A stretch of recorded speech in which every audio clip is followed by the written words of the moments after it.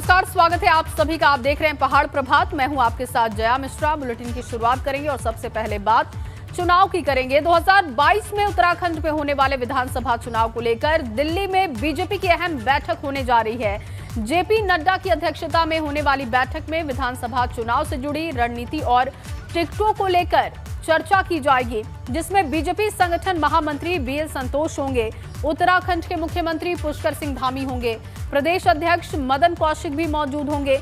इसके साथ ही आपको बताएं चुनाव प्रभारी जो हैं दुष्यंत गौतम, वो भी शामिल होने वाले हैं। बैठक में शामिल होने के लिए उत्तराखंड सीएम पुष्कर सिंह धामी शाम करीब 6:30 बजे दिल्ली पहुंचेंगे और शाम 7 बजे ये बैठक होने वाली है। तो शाम 6:30 बजे दिल्ली पहुंचेंगे पुष्कर सिंह धामी। बड़ी बैठक होने जा रही है। जेपी नड्डा इसकी अध्यक्षता करेंगे। दरअसल चुनावी रणनीति और टिकटों के बंटवारे को लेकर यह बैठक खास मानी जा रही है। बैठक में बीजेपी अध्यक्ष जेपी नड्डा होंगे और शाम 7 बजे ये अहम बैठक शुरू होगी। उत्तराखंड के मुख्यमंत्री पुष्कर सिंह धामी पहुंचेंगे 6:30 बजे दिल्ली और उसके बाद 7 बजे बताया जा रहा है कि ये बैठक शुरू हो जाएगी, जिसमें टिकटों के बंटवारे को लेकर मंथन होगा। क्या रणनीति होनी चाहिए, किस तरीके से और मजबूती के साथ कार्यकर्ता फील्ड में पहुंचे, जनता के बीच सरकार की उपलब्धियों को रखें, इन तमाम विषयों को लेकर आज ये बड़ी बैठक बुलाई गई है। शाम 6:30 बजे पुष्कर सिंह धामी भी पहुंच जाएंगे दिल्ली। 7 बजे मीटिंग शुरू हो जाएगी और बैठक में बीजेपी के बड़े नेता शामिल होंगे। माना जा रहा है कि जेपी नड्डा इसकी अध्यक्षता करेंगे। इसके अलावा और भी बड़े नेता बीजेपी के इस बैठक में पहुंचेंगे और उत्तराखंड में बीजेपी किस तरीके से चुनावी रणनीति को और मजबूत करे, इसी को लेकर चर्चा होगी। टिकट बंटवारे को लेकर भी मंथन होगा, क्योंकि सबसे पेचीदा टिकट बंटवारे को लेकर स्थिति रहती है और ऐसे में टिकट बंटवारे को लेकर कोई दिक्कत ना हो, नेताओं में नाराजगी ना हो, इन तमाम विषयों का जिक्र आज बैठक में करते हुए रणनीति तैयार की जाएगी। सीएम पुष्कर सिंह धामी भी इस बैठक में पहुंचने वाले हैं। तो दिल्ली में बीजेपी की अहम बैठक होने जा रही है। शाम 7 बजे बैठक का समय तय किया गया है। 2022 विधानसभा चुनाव के मद्देनजर ये बैठक बेहद अहम है। 6:30 बजे शाम 6:30 बजे सीएम पुष्कर सिंह धामी दिल्ली में होंगे, जो कि 7 बजे मीटिंग में हिस्सा लेंगे। इसके साथ ही बीजेपी की तरफ से जो बड़े नेता हैं वो भी मौजूद होंगे, केंद्रीय मंत्री इसमें मौजूद होंगे। आपको बताएं कि जेपी नड्डा इस बैठक में शामिल हो सकते हैं, इस बात की जानकारी है। तो विधानसभा चुनाव को लेकर दिल्ली में बीजेपी की अहम बैठक होगी। चुनावी रणनीति के साथ ही टिकटों के बंटवारे, नेताओं की नाराजगी और कैसे उत्तराखंड में और मजबूती के साथ कार्यकर्ता जमीन पर पहुंचे, इसको लेकर आज बैठक में मंथन बीजेपी करेगी। पंकज राणा मेरे सहयोगी इस वक्त ज्यादा जानकारी के साथ मौजूद हैं। पंकज, शाम 7:30 बजे के आसपास मीटिंग शुरू होगी। 6:30 बजे तक सीएम पुष्कर सिंह धामी भी पहुंचेंगे। कौन कौन से नेता इस बैठक में शामिल होने वाले हैं और मुख्य उद्देश्य इस बैठक का क्या है? अजय, देखिए, अभी अमित शाह का उत्तराखंड दौरा था और उस दौरे के दौरान अमित शाह ने सभी पार्टी कार्यकर्ताओं को एक संदेश दिया है कि एकजुटता के साथ 2022 के चुनाव में आपको जाना होगा। और उसके बाद अमित शाह की कोर ग्रुप की एक महत्वपूर्ण बैठक होने वाली थी और पार्टी के पदाधिकारियों के साथ एक बैठक होने वाली थी, लेकिन किन्हीं कारणों से अमित शाह की ये बैठक टल गई और वो सीधे दिल्ली के लिए रवाना हो गए। और इसी वजह से आज मुख्यमंत्री पुष्कर सिंह धामी, भाजपा के प्रदेश अध्यक्ष मदन कौशिक और प्रदेश प्रभारी दुष्यंत गौतम और जो चुनाव प्रभारी उत्तराखंड के बनाए गए हैं, उनको दिल्ली में बुलाया गया है। वो दिल्ली में राष्ट्रीय अध्यक्ष जेपी नड्डा और अमित शाह के साथ बैठक करेंगे और ये चुनावी मंथन किया जाएगा, क्योंकि उत्तराखंड में चुनाव बहुत नजदीक हैं और उसके लिहाज से अमित शाह पूरी तरह से यहाँ की मॉनिटरिंग में लगे हुए हैं कि किस तरह से पार्टी अपने स्तर से काम कर रही है, क्या सरकार का फीडबैक जनता के बीच में है। और इस तरह की खबरें भी आ रही है कि सरकार ने अपने स्तर से एक सर्वे भी कराया है कि सर्वे में जो मुख्यमंत्री पुष्कर सिंह धामी बनाए गए थे, 3 मुख्यमंत्री उत्तराखंड में बदले गए हैं, उसके बाद किस तरह का फीडबैक जनता के बीच में है, मुख्यमंत्री पुष्कर सिंह धामी को लेकर सरकार के बारे में जनता क्या सोच रही है, इन तमाम चीज़ों को लेकर अमित शाह फीडबैक लेंगे और उसके बाद अगली टिप्स देंगे किस तरह से चुनावों में जाना है। सबसे महत्वपूर्ण बात यह है क्योंकि बूथ लेवल के कार्यकर्ताओं को मजबूत करना होगा। संगठन के जितने भी काम है, सरकार के जो कामकाज हैं, संगठन चुनाव में समय बहुत कम है और ऐसे में टिकटों के बंटवारे को लेकर जैसा कि आप भी बता रहे हैं कि जमीन पर मुख्यमंत्रियों को लेकर फीडबैक क्या है, इन तमाम विषयों पर आज चर्चा इस बैठक में होगी। बहुत शुक्रिया आपका तमाम जानकारी के लिए। और अगली बड़ी खबर आपको देहरादून से बताएं, पूर्व कैबिनेट मंत्री यशपाल आर्य और आज कांग्रेस मुख्यालय देहरादून आएंगे। बड़ी जानकारी ये मिल रही है। यशपाल आर्य आज कांग्रेस मुख्यालय देहरादून पहुंचेंगे और कांग्रेस में घर वापसी के बाद पहली बार कांग्रेस मुख्यालय पहुंचेंगे यशपाल आर्य। कांग्रेस कार्यकर्ताओं की ओर से उनका भव्य स्वागत किया जाएगा। आज कांग्रेस मुख्यालय में भव्य स्वागत समारोह का कार्यक्रम रखा गया है। दोपहर 1 बजे मुख्यालय वो पहुंच जाएंगे। दरअसल जब उन्होंने कांग्रेस ज्वाइन की उसके बाद पहली बार वो कांग्रेस मुख्यालय पहुंचने वाले हैं। दोपहर 1 बजे का समय बताया जा रहा है। और इस बीच आपको एक और बड़ी जानकारी दे, सीएम पुष्कर सिंह धामी आज रुद्रप्रयाग के दौरे पर रहेंगे। रुद्रप्रयाग में कई कार्यक्रम में वो हिस्सा लेंगे, जिसमें मक्कू मठ में तुंगनाथ भगवान की डोली के आगमन में आयोजित कार्यक्रम में हिस्सा लेंगे। और वही दोपहर करीब 3 बजे की बात की जाए तो नौगांव उत्तरकाशी वो पहुंचेंगे और यहां पर वो कृषि उपज बाजार समिति का शिलान्यास करेंगे। इसके बाद 3:30 बजे का कार्यक्रम उनका राजकीय इंटर कॉलेज में है और कई विकास योजनाओं का शिलान्यास और लोकार्पण भी यहां पर होगा। इसके बाद सीएम पुष्कर सिंह धामी दिल्ली के लिए रवाना हो जाएंगे, क्योंकि दिल्ली में आज शाम 7 बजे एक बड़ी बैठक बुलाई गई है। उस बैठक में शामिल होंगे, लेकिन उससे पहले क्या कार्यक्रम रहेगा उत्तराखंड में, उसकी जानकारी हम आपको दे रहे हैं। और आज आप पार्टी की रोजगार गारंटी यात्रा मंगलोर पहुंचने वाली है। बड़ी खबर आपको इस वक्त बता रहे हैं। आम आदमी पार्टी उम्मीदवार कर्नल अजय कोठियाल भी कार्यक्रम में मौजूद होंगे। सुबह 11 बजे रोजगार गारंटी यात्रा शुरू होगी। मंगलौर से शुरू होकर नारसन तक ये यात्रा पहुंचेगी। आम आदमी पार्टी की रोजगार गारंटी यात्रा लगातार अलग अलग जिलों में हो रही है, जहां पर बेरोजगार युवाओं से सुझाव भी लिए जा रहे हैं।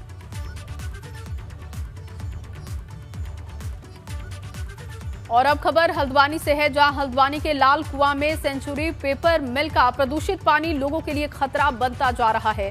प्रदूषित पानी और वायरल बुखार की वजह से इलाके के ज्यादातर लोग डेंगू की चपेट में हैं। डेंगू भी तेजी से बढ़ता जा रहा है।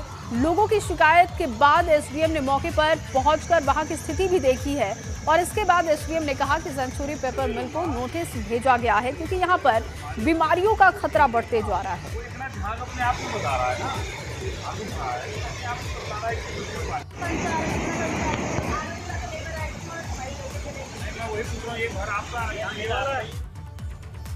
वहीं कुमाऊं के लोगों के लिए एक अच्छी खबर है। अब उधम सिंह नगर में भी एम्स के सैटेलाइट सेंटर को मंजूरी मिली है। स्वास्थ्य मंत्रालय की तरफ से एम्स को मंजूरी दे दी गई है। दरअसल राज्यसभा सांसद अनिल बलूनी ने इसके लिए पीएम मोदी से मांग भी की थी और इसे केंद्र सरकार की तरफ से मंजूरी भी दे दी गई। अभी तक उत्तराखंड में ऋषिकेश में ही इकलौता एम्स है जिसमें मरीजों का दबाव काफी ज्यादा है, मगर इस बड़े अस्पताल की जरूरत कुमाऊं में भी महसूस हो रही है। उधम सिंह नगर में एक सैटेलाइट सेंटर एम्स की एक शाखा खोलने का जो निर्णय किया है, निश्चित रूप से जो उस क्षेत्र में काफ़ी स्वास्थ्य सेवाओं की काफ़ी कमी थी, जिसका अनुरोध मैंने माननीय प्रधानमंत्री जी से किया था। उन्होंने मेरे अनुरोध को स्वीकार करते हुए वहाँ पर एक सैटेलाइट सेंटर एम्स का खोलने का निर्णय किया है। इससे निश्चित रूप से आने वाले समय में जो हमारी स्वास्थ्य सेवाएं हैं लोगों को तत्काल मिलेंगी और स्वास्थ्य के क्षेत्र में एक मैं कहूँ कि अभूतपूर्व परिवर्तन वहाँ पर होगा, जिसकी मांग लंबे समय से की जा रही थी। और हल्द्वानी साहब को एक और खबर बताएं, कूड़े के ढेर में लगी आग में देखते ही देखते भयंकर रूप, विकराल रूप दिखाई दिया आग का और इसकी चपेट में एक दुकान भी आ गई। आग पर काबू पाने के लिए दमकल दस्ते को काफी मशक्कत भी करनी पड़ी।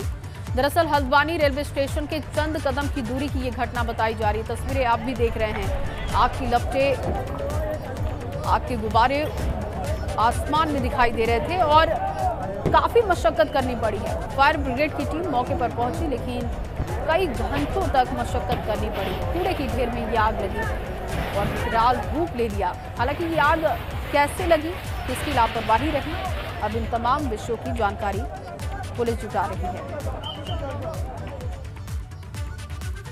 वहीं देहरादून में अपहृत नाबालिग बच्चे को पुलिस ने बरामद कर लिया है और इसके साथ साथ फिरौती की रकम भी पुलिस ने बरामद कर ली है। बदमाशों ने बच्चे को वापस करने के लिए 1.5 लाख रुपए की मांग की थी और इसके बाद पुलिस ने दोनों बदमाशों को गिरफ्तार किया, जिसमें एक आरोपी अभी भी फरार बताया जा रहा है। पुलिस आरोपी की तलाश में जुटी हुई है।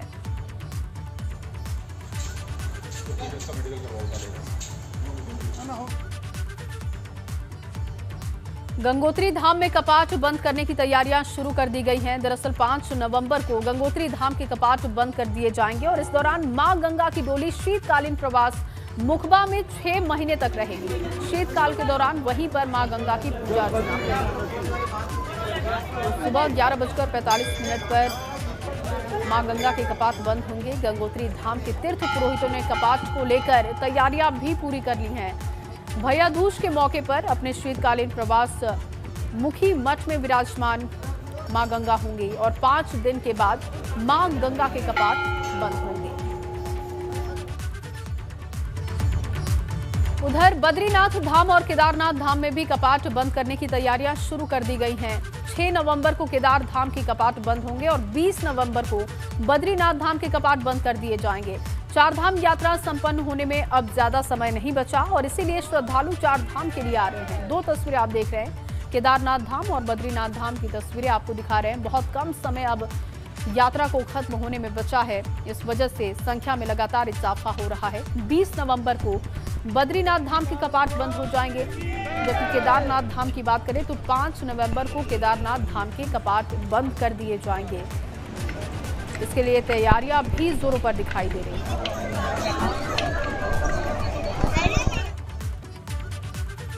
और अब बात प्रधानमंत्री के दौरे को लेकर करते हैं। प्रधानमंत्री नरेंद्र मोदी की बाबा केदार के प्रति आस्था जग जाहिर है और ऐसे में एक बार फिर से पीएम मोदी बाबा केदारनाथ के दर्शन के लिए पहुंच रहे हैं।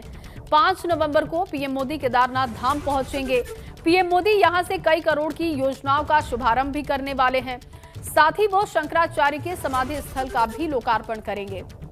तो केदारनाथ धाम में 5 नवंबर को पीएम मोदी का दौरा है।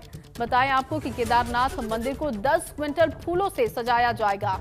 केदारनाथ धाम मंदिर को रंग बिरंगी रोशनी से जगमगाने की तैयारी और इसके लिए तैयारियां शुरू भी कर दी गई हैं। उत्तराखंड विधानसभा चुनाव को लेकर आखिर कैसी सियासी बयार बह रही है, लोग क्या सोच रहे हैं, लोग किन बातों पर चर्चा कर रहे हैं, उनके मुद्दे क्या हैं, ये जानने और समझने के लिए ये जानना बहुत जरूरी है कि आखिर क्या चल रहा है। अब हम आपको लेकर चलते हैं हल्द्वानी, जहां पर हमारे संवाददाता अंकित शाह मौजूद हैं, जो सीधे आम लोगों से करेंगे बात और पूछेंगे कि 2022 चुनाव से पहले उनके मन में क्या चल रहा है।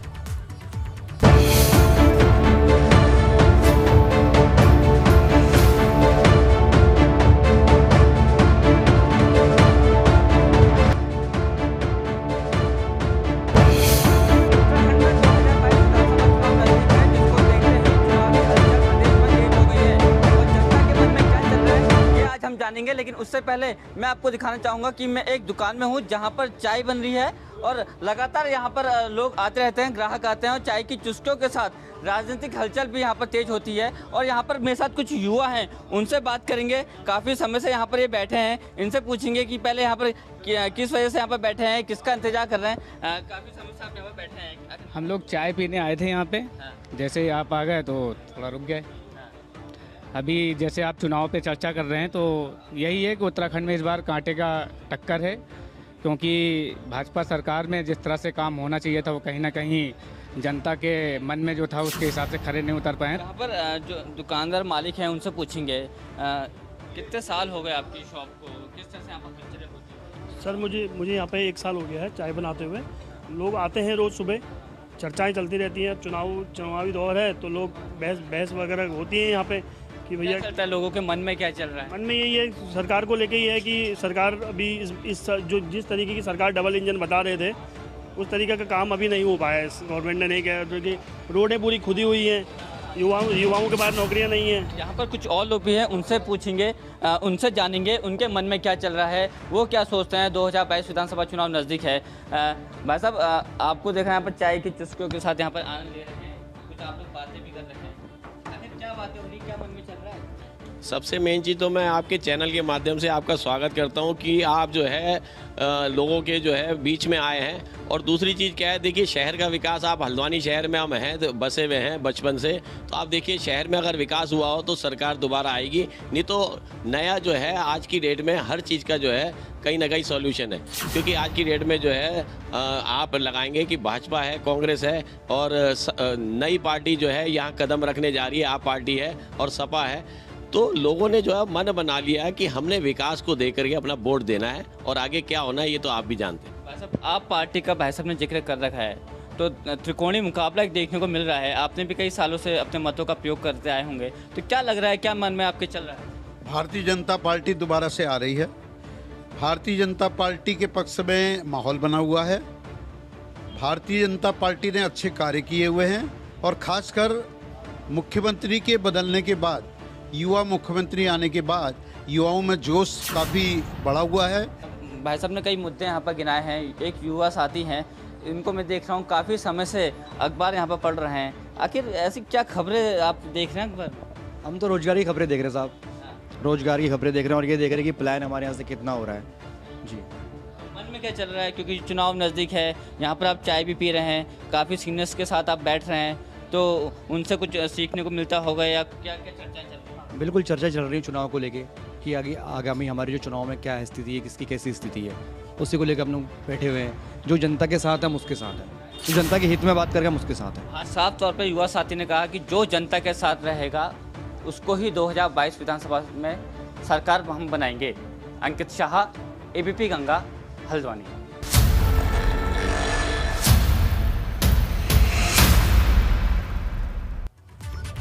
तो हल्द्वानी में चुनाव को लेकर लोग क्या सोच रहे हैं ये आपने जाना। महंगाई का मुद्दा है, रोजगार का मुद्दा है और विकास का मुद्दा है, जिसको लेकर कई लोगों की नाराजगी भी दिखाई दे रही है।